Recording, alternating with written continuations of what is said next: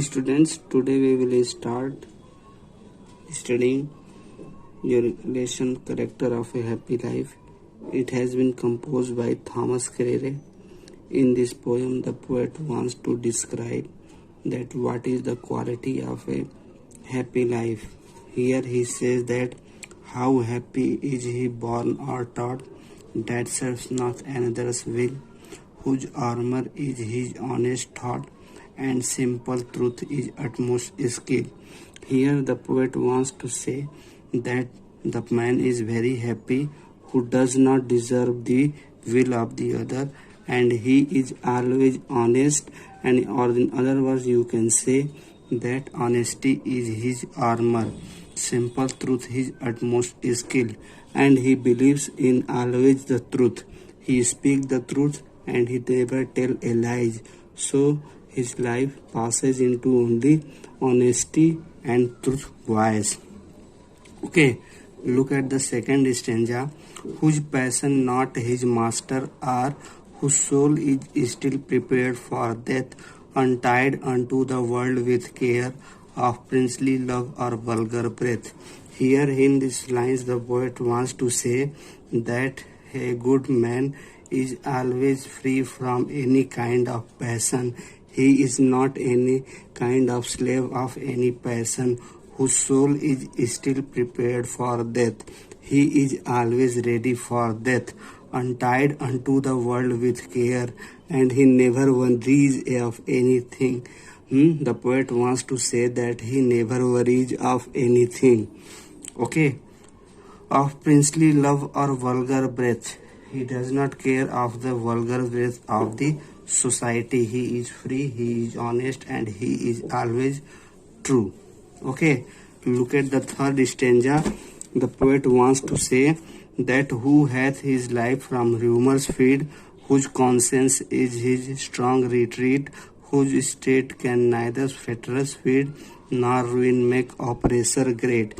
Here in these lines the poet wants to say that a happy man is always free from any kind of rumor. He does not spread rumor and he does not pay attention to any kind of rumor. Okay, whose conscience is his strong retreat. Only his conscience is his strong retreat, whose state can neither flatterers feed, and he does not care about the flattery. A happy man does not care about the flattery. He always speak the truth, nor make the oppression great. Here he wants to say that a happy man is always same, whether in the bad condition or the good condition, whether in the happiness or the sadness, he is always same. So we should always be the same. Okay, look at the stanza number 4. Who envies none whom chance doth raise, nor wise who never understood how debates wounds are given with praise, nor rules of state but rules of good. Here in these lines the poet wants to say that a happy man does not envies of any person, nor wise who never understood how depends woods are given with praise. A happy man knows it very well that there can be many wounds can be given by the praise, so he does not care about the praise of the other. He does not care that anyone should praise him, nor rules of state but rules of good. In this line the poet wants to say that a happy man does not follow the rules of state, but he follows the rules of good, because the rules of state may be corrupted and may be bad, but rules of good is always good. So a happy man does not care of any rules of state. He always cares for the rules of the good. Look at stanza number 5. In this stanza the poet says that who God doth late and early play, more of his grace than gift to lend, who entertains the harmless day with well-chosen book or friend. Here in these lines the poet wants to say who God doth late and early pray.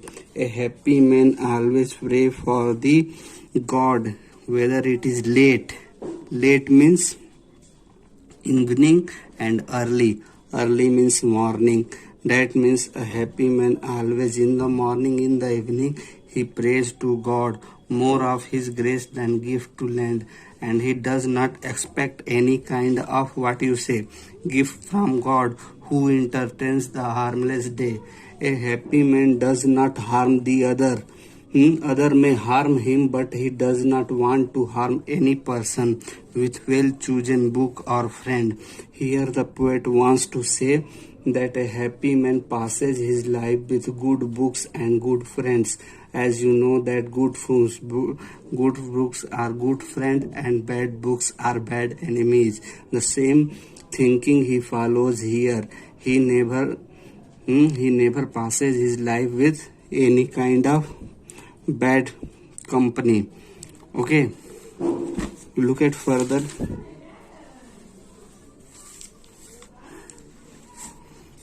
This man is free from servile band of hope to rise or fear to fall, or lord of himself though not of lands, and having nothing he at all.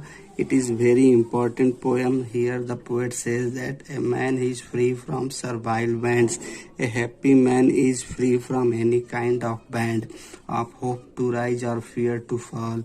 He does not hope of any kind of rise and or fear to fall, and he does not fear of any kind of fall. Or in other words, you can say that a happy man is always the same in the happiness and the sadness. A happy man is always the same in the will and the woe, lord of himself though not of land. A happy man is always lord of himself. He does not possess any kind of lordness, and having nothing here and he hath all. Here the poet wants to say that a happy man, here he uses the oxymoron figure of speech, and he says that a happy man does not have anything but he possesses everything. So we should follow such type of rules to be happy. This is the teaching by Thomas Carey in the poem The Character of Happy Life, and that's over.